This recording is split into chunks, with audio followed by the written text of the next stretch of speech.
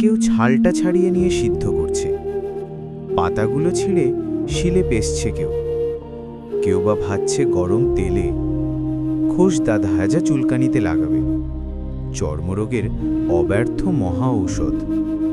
কচি পাতাগুলো খায়ও অনেকে, এমনি কাঁচাই কিংবা ভেজে বেগুন সহযোগে। যকৃতের পক্ষে ভারী উপকার। কচি ডালগুলো ভেঙে চিবোয় কত লোক, দাঁত ভালো থাকে। কবিরাজরা প্রশংসায় পঞ্চমুখ। বাড়ির পাশে গজালে বিজ্ঞরা খুশি হন, বলেন নিমের হাওয়া ভালো, থাক কেটো না। কাটে না, কিন্তু যত্নও করে না।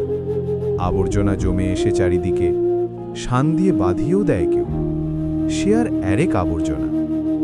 হঠাৎ একদিন একটা নতুন ধরনের লোক এলো, মুগ্ধ দৃষ্টিতে চেয়ে রইল নিম গাছের দিকে। ছাল তুলল না, পাতা ছিঁড়ল না, ডাল ভাঙল না, মুগ্ধ দৃষ্টিতে চেয়ে রইল শুধু। বলে উঠল, বাহ, কি সুন্দর পাতাগুলি, কি রূপ! থোকা থোকা ফুলেরই বা কি বাহার! এক ঝাঁক নক্ষত্র নেমে এসেছে যেন নীল আকাশ থেকে সবুজ সায়রে। বাহ! খানিকক্ষণ চেয়ে থেকে চলে গেল। কবিরাজ নয়, কবি। নিম গাছটার ইচ্ছে করতে লাগলো লোকটার সঙ্গে চলে যায়, কিন্তু পারলে না। মাটির গভীরে শিকড় অনেক দূর চলে গেছে। বাড়ির পেছনের আবর্জনার স্তূপের মধ্যেই দাঁড়িয়ে রইল সে। ওদের বাড়ির গৃহকর্ম নিপুণা লক্ষ্মী বউটির ঠিক এই দশা।